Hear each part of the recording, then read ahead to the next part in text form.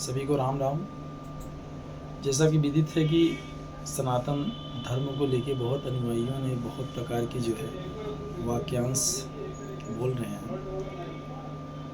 ईश्वर है कि नहीं है, धर्म क्या है, अध्यात्म क्या है, इन सब चीज़ों पे चर्चा हो रही थी। तो प्रायः अध्यात्म हो चाहे धर्म हो, वो किसी जीव को ही करना होता है। साधना तभी साध्य होता है जब अध्यात्म के रूपरेखा में होता है। जैसे कि आप लोग प्राय देखते हैं कि ईश्वर है कि नहीं है, ईश्वर है कि नहीं है, इसी संकल्पना है। तो ईश्वर है तभी हम हैं, क्योंकि ईश्वर अंश जीव अविनाशी। क्योंकि जो हर एक जीव जो होता है वो ईश्वर का अंश होता है, और आत्मा हर एक जीव के अंदर होती है। उसके जैसे किसी को घर झोपड़ी मिल गई, किसी को पक्का मकान बन गया, किसी को महल मिला है। उसी प्रकार से क्या होता है कि ये शरीर भी ऐसे है, किसी को मानव के रूप में मिला है, किसी को गाय के रूप में मिला है, किसी को पक्षी के रूप में मिला है। तो विभिन्न प्रकार के स्वरूप मिलते हैं। तो वही चीज़ है कि ईश्वर, जैसे हम लोग दूध में हमको मक्खन थोड़ी दिखाई देता है, दूध में हमको घी थोड़ी दिखाई देता है।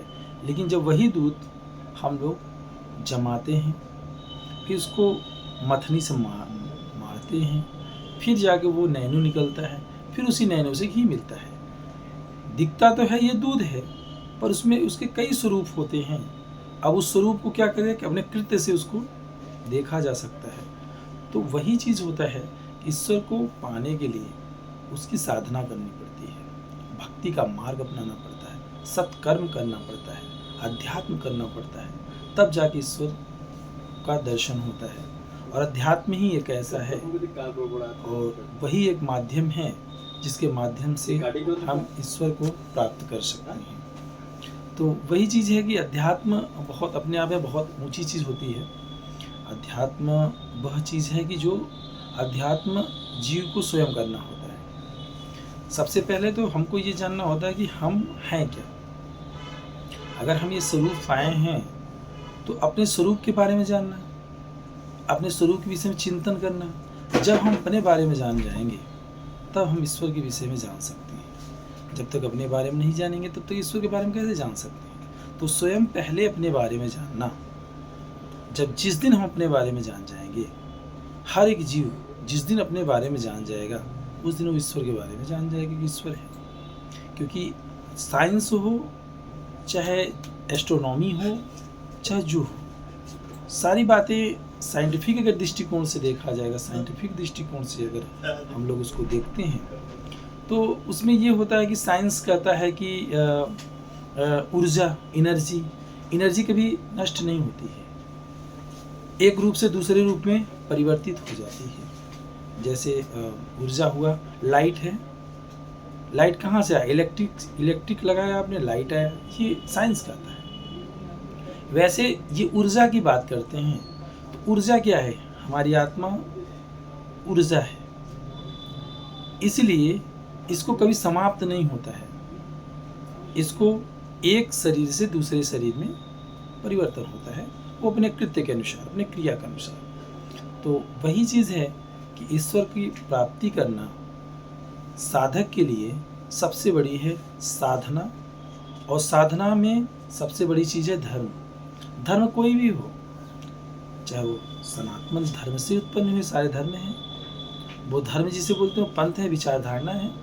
पर अगर वो धर्म भी मान के कोई उसको अपनाता है, चाहे बौद्ध हो, चाहे जैन हो, चाहे मुस्लिम संप्रदाय हो, कोई भी बात हो, तो वो अगर उसको भी मान के करता है धर्म को, तो धर्म का परिभाषा है कि वो निष्काम भाव। धर्म का वास्तविक स्वरूप है निष्काम भाव, जो सेवा भाव रखता हो, हर एक जीव को सद्भाव की नज़र से देखता हो, किसी असहाय की सहायता करना, निर्धन की सहायता करना, दुखियों की सहायता करना।